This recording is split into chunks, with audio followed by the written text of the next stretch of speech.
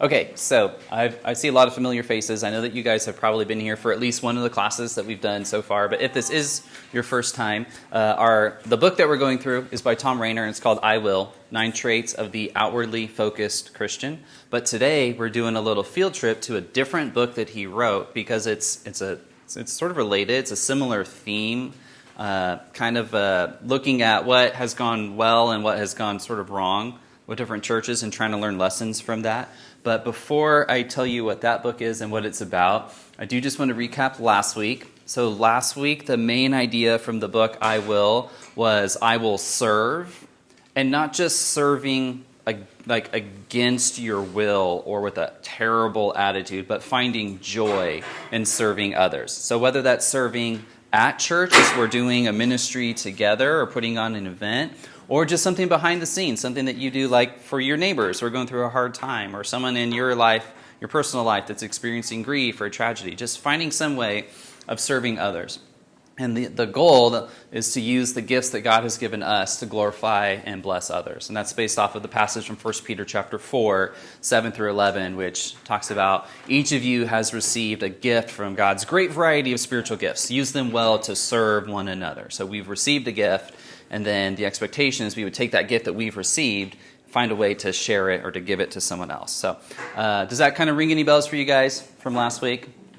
Yes, it does. Awesome. All right, cool. That's exactly what I was hoping to hear. So today, the little field trip that we're going to do is to a really depressing kind of book called Autopsy of a Deceased Church. Doesn't that just sound fun? Autopsy of a Deceased Church.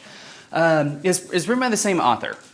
And I want you to just remember that this author, Thom Rainer, he's a Christian. He has been a minister. He has been the president of Lifeway, the Christian bookstore. But he's also been a church consultant. So he goes and visits with different churches all over the country, not Churches of Christ specifically, all kinds of different churches.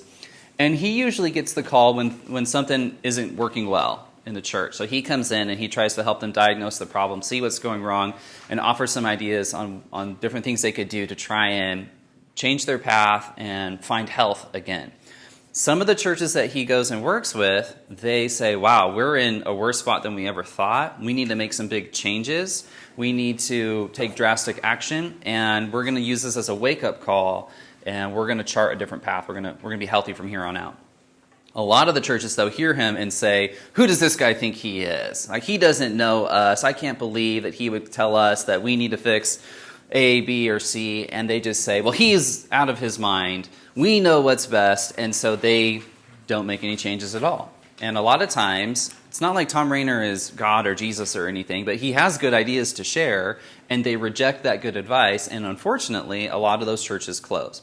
The sad reality is that there are actually a lot of churches that close across our country all the time, and it's not that they had a consultant come in and tell them they needed to do these things and they just refused to do it. Sometimes it's just sort of a slow decline, and it eventually closes. So on your handout, hopefully you guys got a handout for today. Let me grab one. A couple things just to keep in mind at the top of your handout there about the book. What he did, the sort of story behind this book is he went and interviewed the former ministers and church members and leaders at 14 different churches that ended up closing their doors. So they experienced decline over a number of years. It got to a point where they had fewer and fewer members showing up, and eventually they just realized we can't continue, we can't afford it, whatever. They ended up closing their doors. So he went and interviewed people at 14 different churches. And what he does in this book is he tries to say, here's like 10 of the things that almost all of these churches had in common. 10 sort of common traits in these churches that could have revitalized and could have been healthy and continued during their ministries, but instead they just continued that slow decline. So we tried to find out what are the similarities. And the purpose behind that is to be like a wake-up call for churches that are still alive and still meeting. And it's almost like here are 10 things to watch out for, 10 things to not do if you don't want to have a similar kind of fate as these churches that have closed. So as traumatic and maybe even depressing as it is to think about all these churches that have had to shut their doors after usually decades of really successful ministry, it can almost be wake-up call for other churches or a healthy way of reminding us what's important and almost like a warning sign of what can happen when you lose focus. So one of the quotes from the book, and it's the first bullet point at the top of your handout, the trauma of observing an autopsy is only beneficial if it is received as a warning to the living. This book is not about dwelling on the past, but bearing fruit in the future. All right, so you got the one for today, right? That's the one for today, yeah. It's actually the same. That's the one. Perfect. All right, so one of the things that I want to talk to you guys about, let me check my notes here. I want to start with a passage, and then I'm going to tell you a little bit about that chart that's on your handout there. The passage I want to start with is Colossians 4, verses 2 through 6. And I don't have it up on do I have it on the screen? I do. Yeah, I did that this morning. Added that this morning. I wanted to start with this passage because I think it's a good way to frame the rest of our conversation. This passage in Colossians 4 is about developing an outward perspective. Like the church meets for a purpose. God has called us together to worship, to pray, but there's an outward focus that we're supposed to be cultivating. And I love the way that Paul talks about this here. Can I get a volunteer to read this verse for us? And just read it loudly enough so that everyone in the room has the opportunity to hear it. Yeah, go ahead, Landon. Devote yourselves to prayer, being watchful and thankful, and pray for us too, that God may open a door for our message so that we may proclaim the mystery of Christ, for which I am in chains. Pray that I may proclaim it clearly as I should.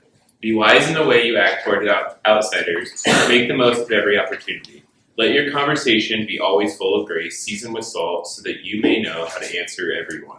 So in this passage, Paul talks about prayer, talks about evangelism, talks about making the most of the opportunities that we have to interact with people who don't know Christ, talks about letting everything we do be full of grace.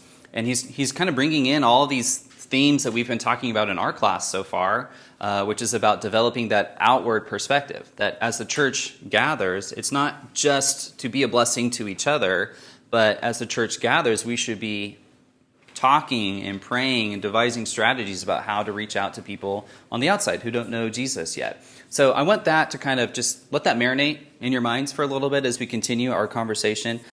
So talking about churches that die is sort of an awkward topic, and it brings up an interesting theological question too, because Jesus tells us that his church will never die, that nothing can overcome his church. So Matthew 16:18, I tell you that you are Peter, and on this rock I will build my church, and the gates of Hades or hell will not overcome it. So I think what we're hearing there is a promise from Jesus that there's nothing that has the power to destroy his church, that Jesus' church will endure forever. And that's not anything that we need to worry about. Jesus' church will always be here. The unavoidable reality is that there are many local congregations that eventually close. So Jesus' church as a whole can't do anything to that. It's always going to be here. It's always going to endure. But local congregations can and do close all the time. So there's a difference there. So we kind of need to wonder or watch out for, like, what are the signs that a church might be heading towards dwindling and eventually dying, right?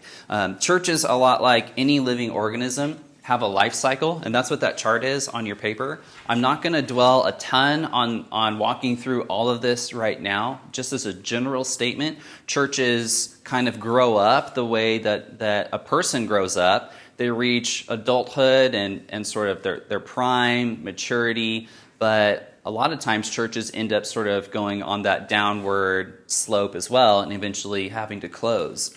The biggest sort of difference, and this is from someone named George Bullard, and I heard about this when I went to Pepperdine earlier this year for the Harbor Bible Lectures. There's a minister in California, Jason Locke, at College Church of Christ in Fresno, who did a presentation that kind of talked about this a little bit. The biggest difference is that when the church is really early on, like in the birth and infancy and childhood section over here, one of the biggest things driving them is a strong, compelling vision or sense of here's our calling from God. Like, we know why God called us to start this church and this community, and we are passionate about that mission. And so early on, the vision and the relationships with one another are driving the church. As it sort of grows up and continues on, they start adding more programs and ministries and classes and camps and VBS things and events.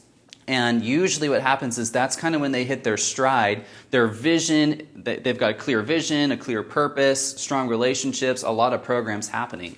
But kind of right here at the top where they tend to peak, the vision stops driving the church. They kind of lose sight of their vision, and then it turns into more maintenance or management mode, where we've built this great program. It's a well-oiled Christian machine. There's awesome programs. Our budget is great. We have lots of people. Let's make sure we maintain that. Let's make sure we manage it well. We don't want to lose this great thing that we've built. So vision actually takes a back seat, and from that point on, it's really more about management, accountability, systems, structures. Don't go over budget, make sure we've got our insurance taken care of. It just kind of becomes like managing and preserving this thing that we've made, but they've lost their vision. And when you kind of make that turn from vision to just maintenance, you actually go on that downward spiral. This is something that researchers have seen in all kinds of churches all across the country, like across the board. It's very, very common for churches to have that sort of life cycle. There is an opportunity, and this is my very last slide, I'll put it up there at the end. There is an opportunity when you get up here to say, well, we're not gonna start this downward spiral. We're gonna pause here and say, how can we sort of relaunch our own church and revitalize up here instead of following that pattern that most churches go on? How can we stop, pray, reevaluate, and make sure that our vision keeps driving us upward instead of just going into maintenance mode by default? So the 10 churches, or the 10 things we're going to talk about next are the 10 things that tended to be true for churches that did not revitalize. They, for the most part, were really successful for a time, maybe even several decades, but then they kind of peaked and they started that downward slope. And they never took advantage of the opportunity to revitalize, to rebrand, to relaunch, to kind of reinvigorate themselves. So 10 things that are pretty common to those churches. All right, and so the first one is that they all tended to experience a really slow decline over a lot of years, like a big number of years. And it was so slow that most people didn't notice an urgent problem, because it was like maybe you would decline by about 1% every year, 1 or 2%. It was really slow. It wasn't like 100 people left at once, which would be like this massive wake-up call, like, oh my goodness, what is happening? What's wrong? That's so traumatic. It would force you to say, what in the world is happening? What do we need to do to fix this? But if it's just sort of a slow decline, people don't really notice it as much. It doesn't feel urgent. And it's kind of like this picture right here. Anyone ever seen this in person? Been there before? Yeah? Carter? Yeah? So how did this thing get formed? Overnight or over, millions of years?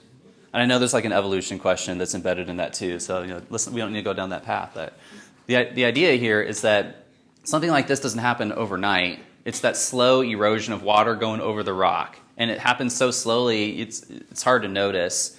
But the result is unavoidable. Now you've got this river running through what used to be solid rock. That doesn't happen overnight. It's so slow you don't notice it. You don't notice that there's a huge problem. So it would almost be more beneficial for churches if they would just lose 100 people at once rather than 100 people over the course of 5 years, because then it would probably cause them to say, we need to fix something. Like something's clearly wrong. But when it's so slow, it's hard to pick up on.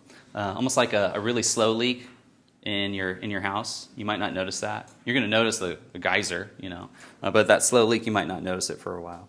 Does that make sense? Second one, okay, here we go. He's going to step on our toes here at some point, all right? So this one might hit close to home. In all these churches, they had this attitude that the past was this hero. They looked back on the past with a ton of nostalgia. They looked back on the ministries they used to have, the way they used to run their kids' program, the programs they used to do, events. They would look back and say, man, that was awesome. And they would always look back and have these warm, fuzzy feelings about the way things used to be. And a lot of times their attitude was, if we would just bring those things back, those things that worked 30 years ago, why don't we just bring those back? They were so successful back then. If we could just do that again, then we'll be successful in the future. And the problem is that the things that worked for a church 30 years ago aren't necessarily going to work for you today. But if your attitude about it is like, I'm so nostalgic about what used to be, you're going to have a hard time embracing anything new. And so they were really busy looking back and sort of mourning like what they've lost, that they couldn't really bring their focus to the future instead.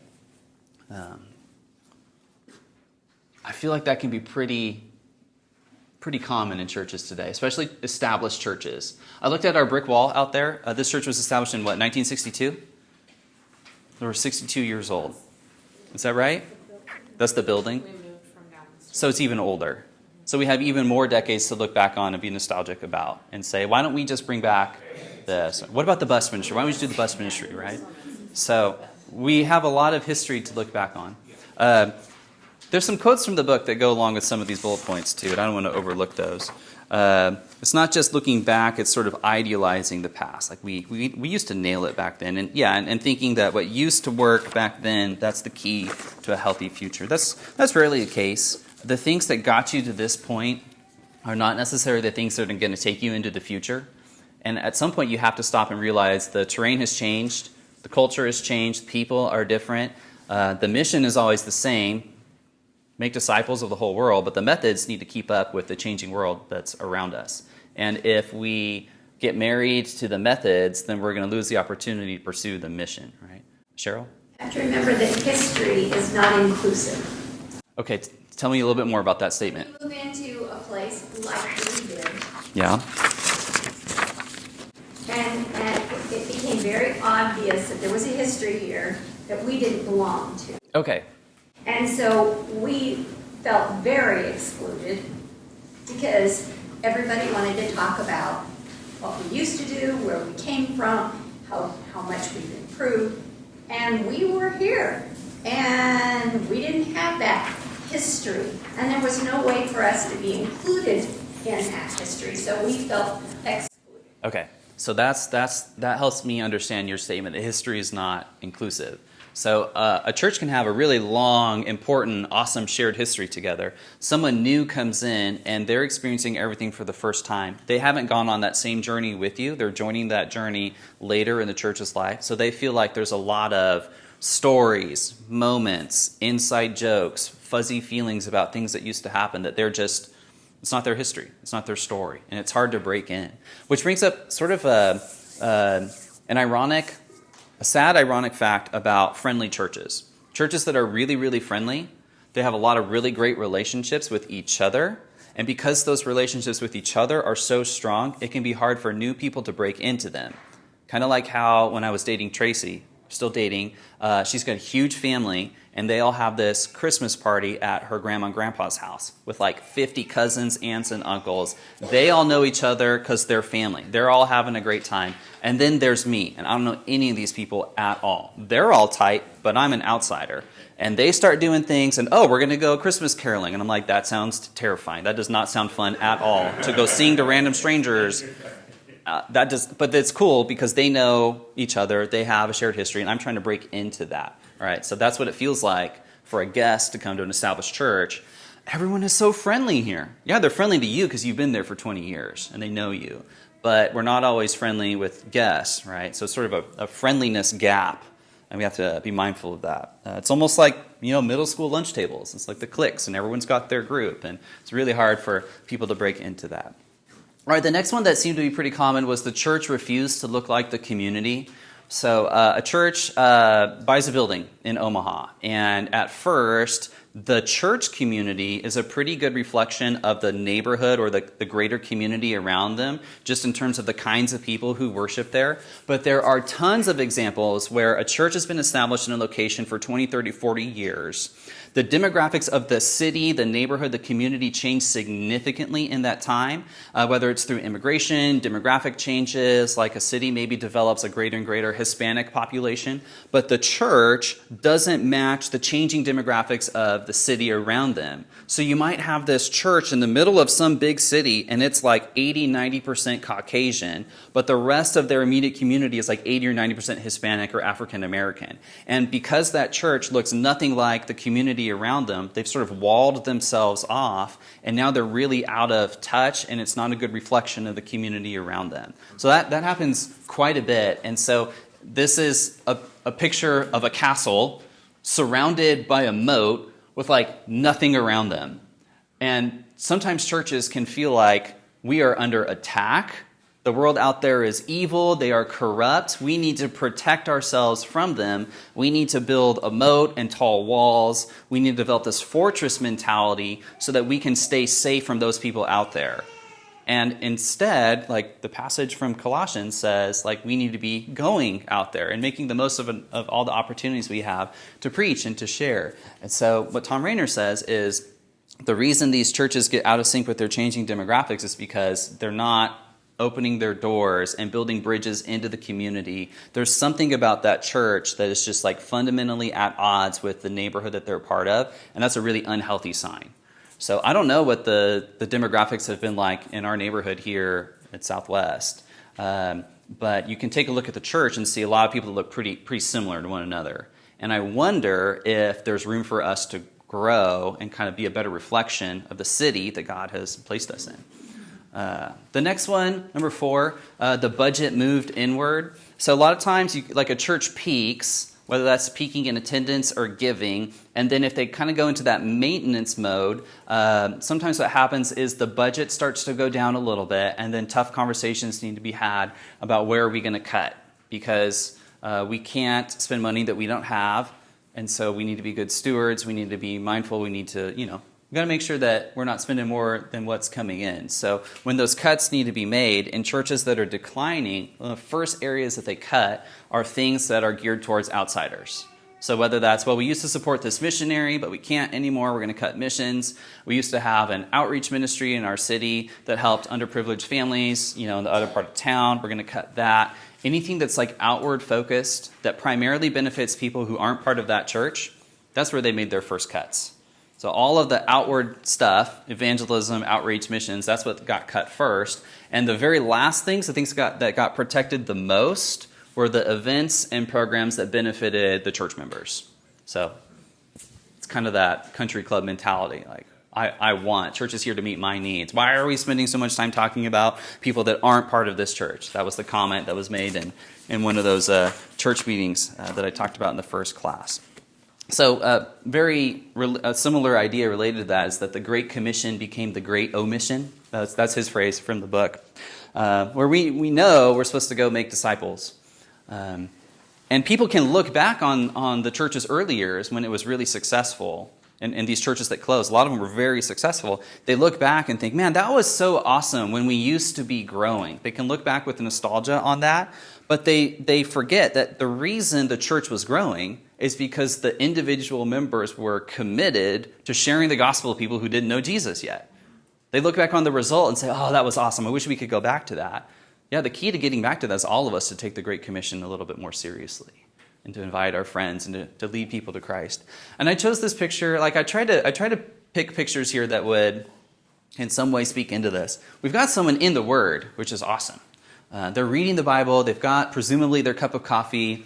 Maybe it's tea. We'll give them a little grace if it is. But they're drinking something. They're in bed. They're very comfortable. They're doing something good. But in this picture, at least, they're not going anywhere. They're very comfortable where they are being in God's Word, which is a good thing. But we are not only called together for worship, we're also sent out on mission, right? It's about growing as one another, as Christians, and building each other up. But we also need to go out into our community and make a difference. So in these churches that declined, it's kind of an obvious thing. They neglected the Great Commission, which is about bringing the good news of the gospel to other people. So let's see. Do I have a quote from that one on this book? No, I just got some bullet points there. All right, the next one is something that we've talked about extensively in our class so far. They had this preference-driven attitude about their churches, the country club Christianity. The attitude was, church is here to meet my needs, and if it stops meeting my needs, I'm going to go talk to the elders or the minister. I'm going to write an email. I'm going to complain about it and make sure that my opinion is heard. So if church isn't happening the way I think it should, it doesn't meet my preferences, I feel like theologically it's off base, I'm going to talk to the elders about it. It's just this conditional attitude about church, which we've talked about quite a bit. It's that I want attitude, country club Christianity. If it's not meeting my needs, then I'm not going to be part of it anymore. Another one has more to do with people who are in my shoes. So imagine that a church has been around for 40 or 50 years. And it's had a lot of success in the past, but like most churches, it's already peaked and it's been on a decline. So the people of that church recognize, man, we used to be a 500-member church.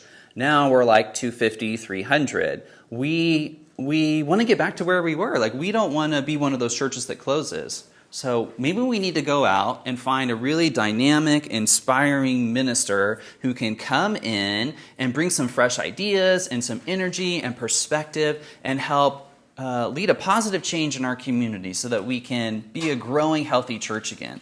And so that minister's like, awesome, there's this church that realizes they need to grow and they need to change and they want to come in and I can share some ideas with them. I'm so excited about this opportunity to partner with them. So they show up, and then after a year or two kind of getting to know the church, like, okay, I feel like I know your guys' history, I know where you've been, I've got some insights to share. Here's 3 things that we can try, and this will help us kind of revitalize, and we'll have to get rid of these ministries so that we can start these ones instead, and this is going to be awesome. This is where God is leading us. And inevitably, the people in declining churches will hear all that and say, well, we don't actually want you to change us. We just want you to be successful at the things that everyone else has failed at. We want you to be able to bring us success without having to change anything. So why are you talking about change, right? So these ministers show up and they realize they're being put in a spot to fix the church, but they're not being given any latitude to actually make the changes that are necessary to choose a different path. So they're put in an impossible spot. Help us grow, but don't make us change. And in a declining church, that's not going to work. So these ministers get burned out. They get all this pressure to help the church grow, none of the opportunity to make the changes that are necessary. So why would a minister want to stay in that position where they get all of the blame? They're not given any opportunity to actually make the changes that are necessary. So in those declining churches, pastor comes in, minister comes in, they're there for a couple years, they get burned out. Rinse and repeat. Oh, we got to find a new minister. It was probably their fault, not ours, right? They just, they couldn't figure out how to be successful given the very reasonable, framework that we had given them. So they go out and find the next minister who comes in, and it's just the same pattern over and over. So if a church is just sort of cycling through this like a revolving door of staff coming in and going out, it's usually a pretty bad sign. If you can get quality ministers, staff, to stay for a while, that's usually a good sign. Another one is that the church rarely prayed together. And I don't just mean like the casual opening or closing prayers in a service, although those are good. I'm not saying ignore those or those are worthless. But they rarely had times where they got together to pray like seriously for an extended period of time.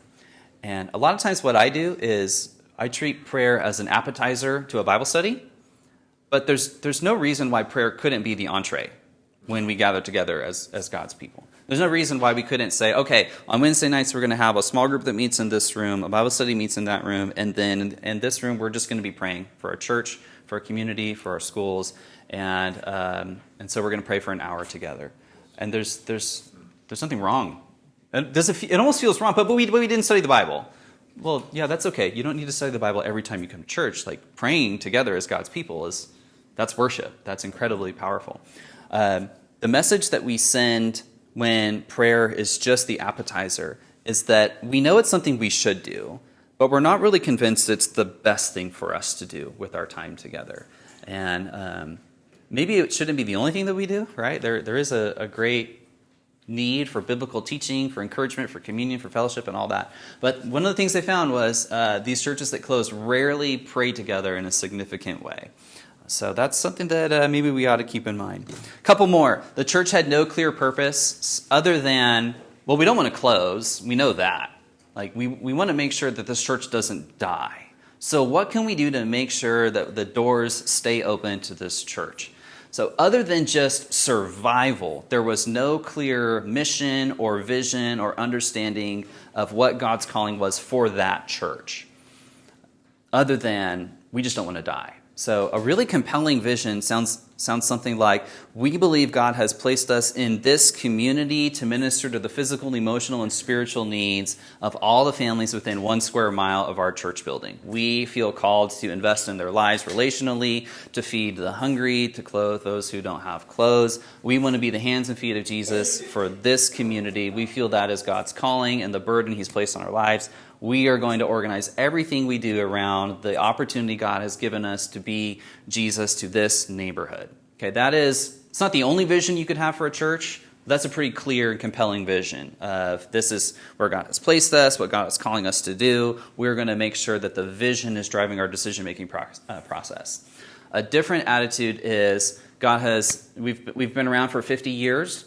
And we are not going to be the people that have to close the doors to this thing. We are going to make sure that we die before this church does. So we are going to pull extraordinary measures. We are going to keep this thing on life support if we need to make sure that we pass this church building and all 7 of its members to our kids, right?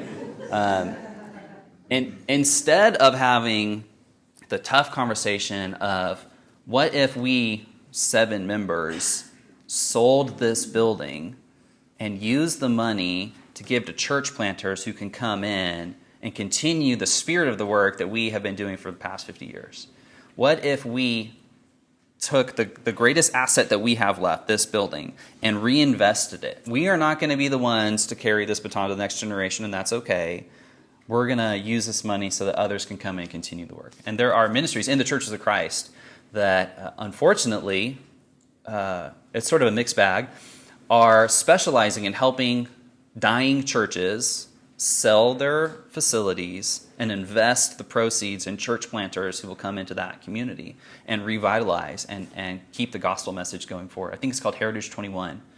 And if your church is going to die, that's probably the best way to go out, to take the thing that so many people have poured their lives into and to let it go in faith and use that as a way to allow others to come in and propel that gospel message forward.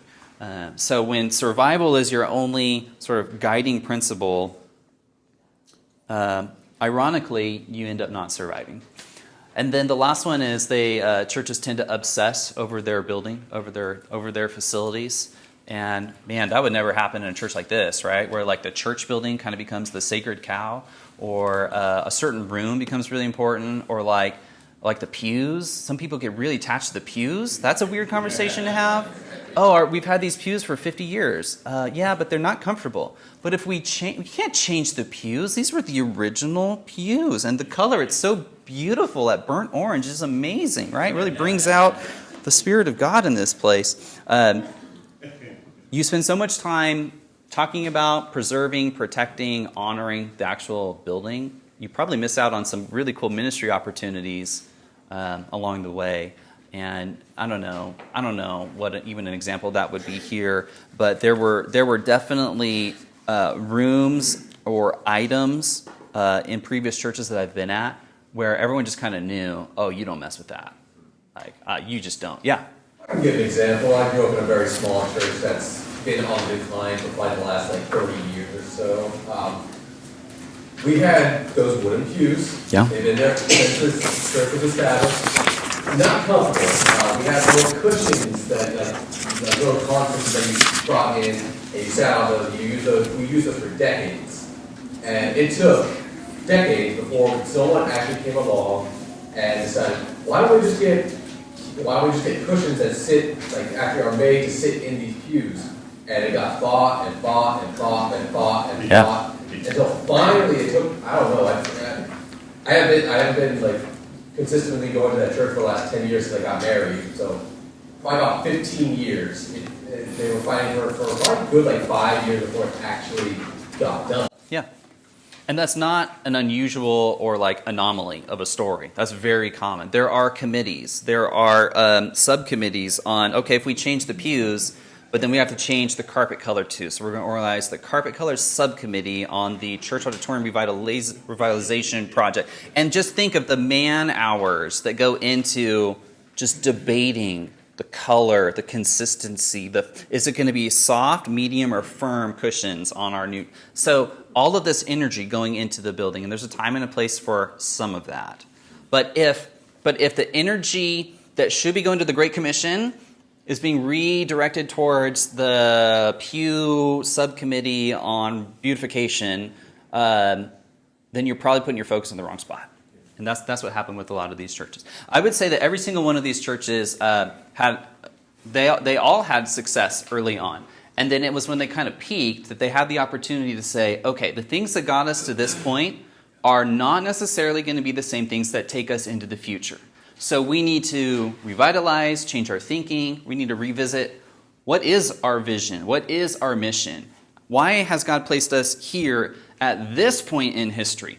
It's kind of like if Southwest came together and we were a brand new church plant with all of the people that currently go to our church. If we were all planting a brand new church together, what would our mission be to take the gospel to this community?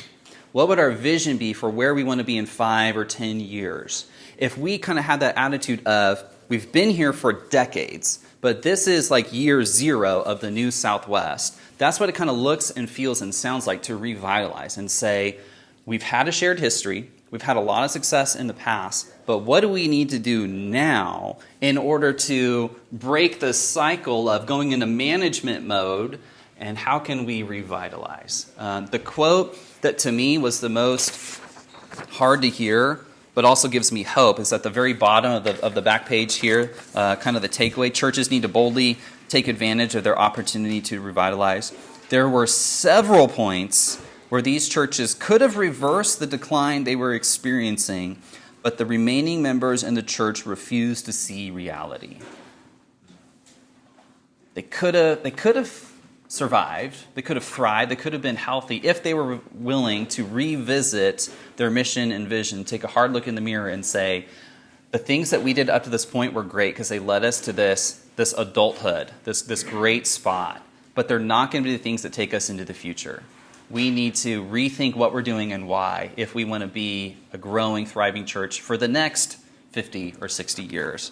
But instead of taking advantage of those opportunities, they said, no, we know best, and they turned inward, they made it about themselves, and their downward spiral continued.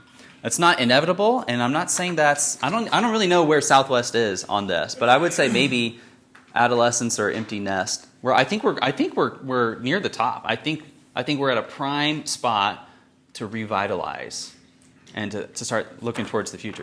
All right, we're out of time. I can see the parents on their way to pick up their kids. I know you got to get them. So thank you guys.